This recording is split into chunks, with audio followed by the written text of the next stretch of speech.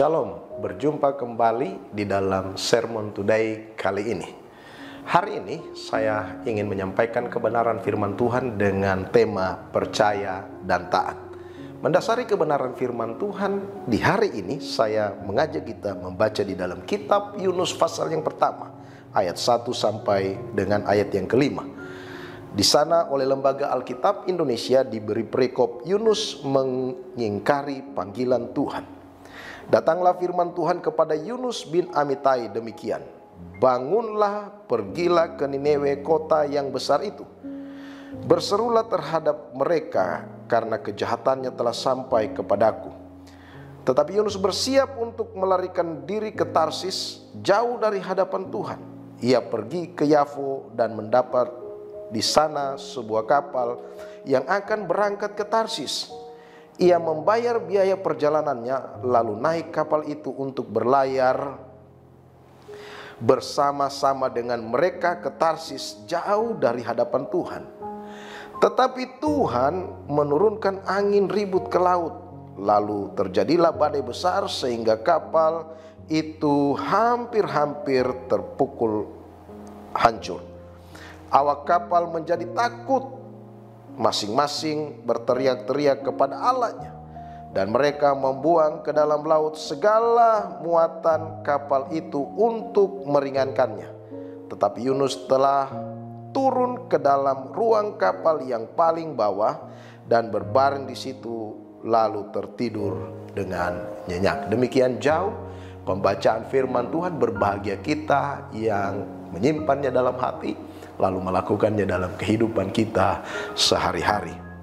Dua hal yang sangat mendasar dalam kehidupan kita, kehidupan kekristenan kita, dalam kita menjalani hidup kita sebagai orang Kristen adalah percaya dan taat. Percaya itu artinya kita mengimani dan mengamini apa yang kita tahu mengenai kebenaran firman Tuhan. Sementara ketaatan adalah bagaimana kita melakukan apa yang kita imani itu, yang kita amini itu, atau yang kita percayai itu. Saudaraku yang kekasih, kitab Yunus yang barusan kita baca dimulai dengan memperkenalkan Yunus, bahwa Yunus ini adalah anak dari Amitai. Ini menunjukkan bahwa kisah Yunus adalah kisah yang benar-benar terjadi dan bukan kisah dongeng. Kitab Yunus berisi tentang pelarian Yunus dari panggilan Allah dan berakhir dengan pembuangan ke laut dan kemudian Yunus ditelan oleh ikan yang besar. Dari apa yang kita sudah baca dari kitab Yunus ini, kita belajar dua hal yang penting sebagai bagian yang penting kehidupan rohani kita. Yang pertama, bahwa mengetahui kehendak Allah harus disertai dengan ketaatan. Pemahaman kepada kehendak Allah menjadi tidak bermakna jika tidak disertai dengan ketaatan. Betapa pentingnya kita memahami kebenaran firman Tuhan, kita mengetahui kebenaran firman Tuhan, tetapi juga akan sangat bermakna kebenaran itu jika kita mentaatinya, melakukannya, saudara. Saudaraku yang kekasih, setelah Yunus menerima perintah dari Allah, dicatat di sana justru Yunus melarikan diri ke Tarsis dan menjauhi Allah. Sebagai seorang nabi, Yunus memahami kebenaran Allah. Ia tahu bahwa lari dari hadapan Allah itu berarti meninggalkan sumber kebahagiaan dan sumber berkat. Lagi pula saudaraku yang kekasih, manusia itu tidak mungkin lari dari Allah.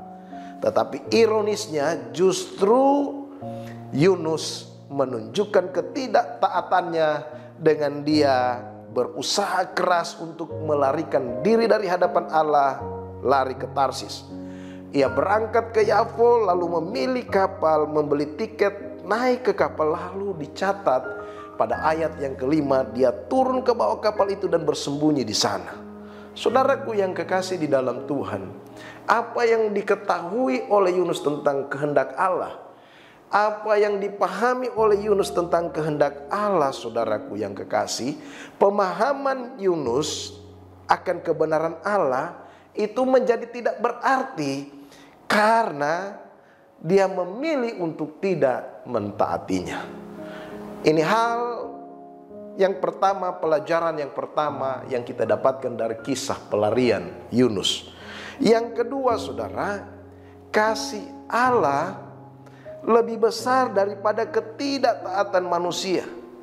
Saudara, setelah Yunus melarikan diri dari Allah, saudaraku yang kekasih di dalam Tuhan, dicatat di dalam bagian firman Tuhan dalam pasal 1 kitab Yunus ini, Allah kemudian menimbulkan badai, campur tangan dalam pengundian, sehingga Yunus dibuang ke laut, dan kemudian Tuhan mengutus ikan besar untuk menelannya.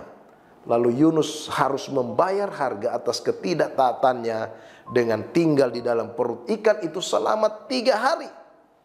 Sungguh ironis, saudaraku yang kekasih di dalam Tuhan Yesus Kristus. Sebuah panggilan yang mulia seharusnya dijalankan dengan penuh sukacita, harus dijalankan dengan baik. Tetapi saudaraku yang kekasih di dalam Tuhan, justru menimbulkan sengsara bagi Yunus. Pengalaman Yunus ini mengingatkan kita bahwa ketaatan kepada kehendak Allah itu lebih penting daripada sekedar memahaminya.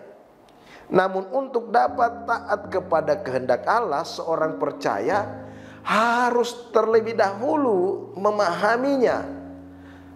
Namun untuk dapat taat kepada kehendak Allah, seorang percaya sekali lagi harus terlebih dahulu memahaminya.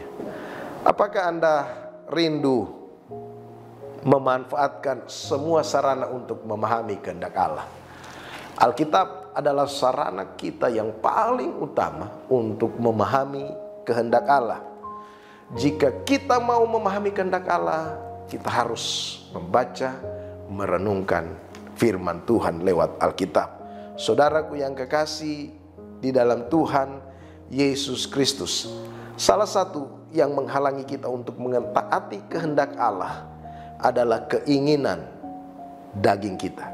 Karena itu kita perlu bersandar kepada Roh Kudus yang mampu mengalahkan kedagingan kita, kedagingan dalam diri kita, dan menolong hidup kita dalam ketaatan.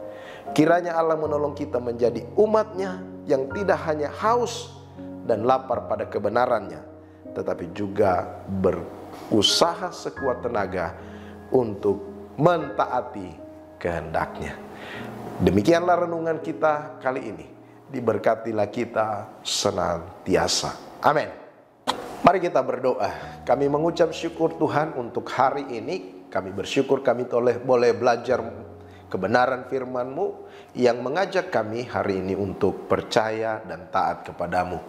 Apa yang kami tahu dan apa yang kami pahami tentang kehendak-Mu lewat kebenaran firman-Mu, biarlah tidak hanya kami sekedar pahami, tetapi kami dapat lakukan dan kami taati dalam kehidupan kami sehari-hari. Terima kasih untuk hari ini. Kami berdoa biarlah Engkau senantiasa memberkati kehidupan kami semua. Kami berdoa bagi seluruh sidang jemaat-Mu dimanapun mereka berada. Kiranya damai sejahtera Tuhan senantiasa melingkupi kehidupan mereka. Dimanapun mereka berada dalam kondisi apapun, Tuhan senantiasa memberkati kehidupan mereka. Biarlah mereka senantiasa mengarahkan hidup mereka hanya kepada Tuhan dan menggantungkan seluruh kehidupan mereka terus kepadamu Tuhan. Berkati setiap sidang jemaat-Mu dalam setiap pergumulan yang mereka hadapi. Kuatkan dan teguhkan iman mereka. Biarlah senantiasa kasih Allah melingkupi kehidupan mereka. Berkati setiap sidang jemaat-Mu dalam usaha, pekerjaan, dan apapun juga yang mereka lakukan, sehingga mereka diberkati oleh Tuhan. Kami terus berdoa untuk pemulihan negeri kami. Biarlah Engkau terus memulihkan bangsa dan negara kami. Berkati bangsa dan negara kami. Berkati juga seluruh hamba-hamba Tuhan yang melayani, dalam kehidupan mereka senantiasa berkat Allah dicurahkan. Kiranya hari ini menjadi hari yang penuh sukacita bagi kami, dan dimanapun kami berada sepanjang hari ini, tangan Tuhan terus menyertai kami. Terima kasih Tuhan Yesus, kami berdoa mengucap syukur hari ini. Haleluya. Amin.